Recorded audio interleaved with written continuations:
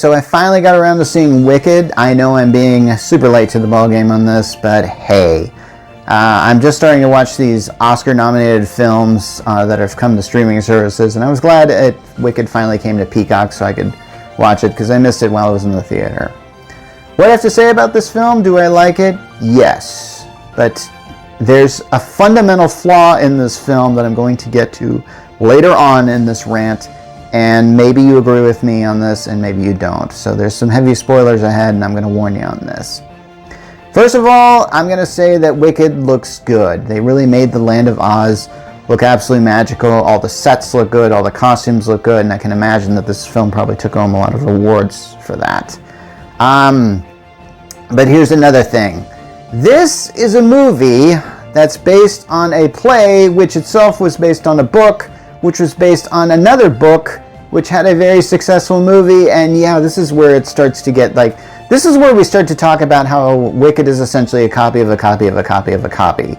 There's no way we can really, not address this. And yeah, and this is what we're seeing now when we get to films and television shows now, is we're seeing all this IP that's essentially just redone and given to us. And I have to say this works against Wicked, and I will get to that. But as far as the initial story goes, I really didn't have... Okay, here's the thing. I don't know if I would have any problem with the premise or plot of Wicked if I didn't know about the Wizard of Oz. That if I didn't... if this was some film that took place in some other fantasy universe, maybe I wouldn't have a problem with it. But there are several things that I have a problem with this film for. First of all, I mean, since it is an origin story of Elphaba, that's the real name of the Wicked Witch of the West, which I don't think that name is ever used in the original 1939 film. But yeah, it shows that, and this is where this film not only is taking from the Wizard of Oz, it is taking from other films, okay, and other franchises. I mean, it starts with Elphaba taking her sister, and this is where it gets really... Elphaba's relationship is very complicated, because apparently her mother had an affair with some guy who used to drink a lot of green potions. I guess that's why Elphaba is green. And so when they had their first kid, oh no, the kid's green, and I don't know if it's implied that the father of Elphaba ever realizes that his wife was having an affair or something like that. But they have a second kid, and this second kid is in a wheelchair. And they're taking this other kid to school, and Elphaba's just there to drop her off, but apparently Elphaba uses her magic powers, and apparently Elphaba has kind of these inherent magic ability that can cause things to just kind of levitate. She's kind of like a mutant. So yeah, she's going to this school that I actually believe is for wizards, so this is not only ripping off Hogwarts, but it's also ripping off X-Men, and you can debate who ripped off who in this particular scenario. But yeah, we're seeing this kind of school, which looks very beautiful. Everything's kind of pink, and there's always flowers growing, and it's always raining petals and stuff like that. And I have to admit, I kind of okay, wow, I want to visit that. This is like a Universal film, so if they don't have like a Wicked set up in their theme park, man, they bought the wrong intellectual property. I don't even know who Wizard of Oz is owned by. I think that's public domain. I think anyone can do it, but yeah, I mean, because both Disney, Warner Brothers, and Universal have done something with the Wizard of Oz, which I think is kind of weird. But anyway, that's getting into some interesting territory. So while they're at the Elphaba gets recruited to this school, but she has to share a dorm room with Galinda, who is actually Glinda, the Good Witch of the North, who you see in that original 39 film. And she's played by Ariana Grande, and she's not doing an exact impersonation of Glinda the Good Witch, because if you know that character, you know how saccharine sweet she was. And yeah, and we see Ariana Grande's character as being kind of this very privileged and opportunist type character, and trying to... and they both want to get to know the wizard, who's the big cheese in this universe. So, here's the thing about this thing. Elphaba is eventually found out to be, the number one powerful person in this thing. And I'm not really certain how this school operates. And But there is a plot line here where, because if you know anything about Oz, the animals talk, don't they? It's a lot like Narnia that way. I mean, the Cowardly Lion is in fact a lion. Hey, I grew up with that 1939 version. I know he was just a guy in a furry suit. But yeah, he is, if you could do CG back then, they would have gotten a CG lion to look like, like that Disney Lion King thing, to play the Cowardly Lion. That's how they would have done that.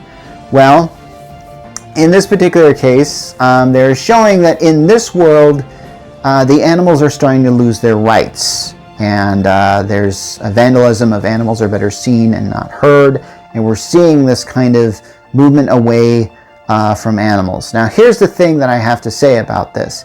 There is no way I could look at this plot line and not think about today's, hey, I'm going to mention him, Trump, and how he's trying to have all this litigation against immigrants, and how that MAGA is completely against all immigrants of any type, and they're trying to do these mass deportations. There's no way I could look at this plot line and not think that. So here's the thing about, for example, there's a situation in this film where a goat is teaching a class, and then the goat eventually is let go. And when people start coming in and they start talking about stuff in this and how this world is changing, it looks a lot like a MAGA regime or a Nazi regime. It looks very, very just terrible. And there's something in this film I'm going to address now, but I am told that, because when they come in, they actually show a lion in a cage, and I believe that lion is supposed to be the Cowardly Lion. Now, I'm told that there are other characters in this film that eventually become the Scarecrow and the Tin Man. And that's something we're probably going to see in Wicked Part 2 because they're making it. And yes, this is something I also haven't addressed, is this film is like 2 hours and 40 minutes long, and I have no idea how long the musical was. Then man, that feels way too long to tell a story like this. And there are several times in this film that there's a lot of negative downtime. I felt like this film could have been curtailed. But hey, you had some good musical numbers out of it, so maybe I shouldn't be complaining about this too much. It's a very beautiful looking movie with the effects and all that. I'm going to have to say that. I like movies with spectacle, and hey, Wicked sucker me with that. I'll give you that. So yeah. So at some point in time, Elphaba gets noticed by the Wizard of Oz, who's played by Jeff Goldblum, so it's the Wizard of Oz. And I know I'm not the first one to make that joke. There's no way I'm the first one to make that joke. But, and it's weird to see him in this film. He's essentially reprising that role he played in the Marvel Universe film where he played Grandmaster or something like that, and he plays it just like that. And then again, if you know anything about the Wizard of Oz, you know that Oz is a fake. So when Elphaba is taken to the Emerald City, there's this scene where apparently that Oz can apparently read from this great grimoire, but he really can't do it. He's just sort of faking it because we know that Oz is a fake. He's from our world and he has absolutely no magic powers whatsoever. And Elphaba can read from this grimoire, and when she does read from it, the monkey servants, who are of course seen as kind of lesser citizens in Emerald City, start sprouting wings. And this, of course, starts a huge controversy here. So, now I'm going to get to why I don't think this film really works, and I don't think this concept really works as a film. This is a villain origin story, and a lot of times when you see in villain origin stories, you sort of are used there to get not necessarily sympathy, but essentially understanding of why this person could become this person. Here, there is no way I can root for anybody but Elphaba. Elphaba is standing up for truth, she is standing up for rights, and by the end of this film, she is, they play the Defy Gravity number, which is great. She is the ultimate hero. I am absolutely rooting for her. Are they going to reverse this in Wicked Part 2? And make it more like the evil villain that she eventually became in The Wizard of Oz that we all know.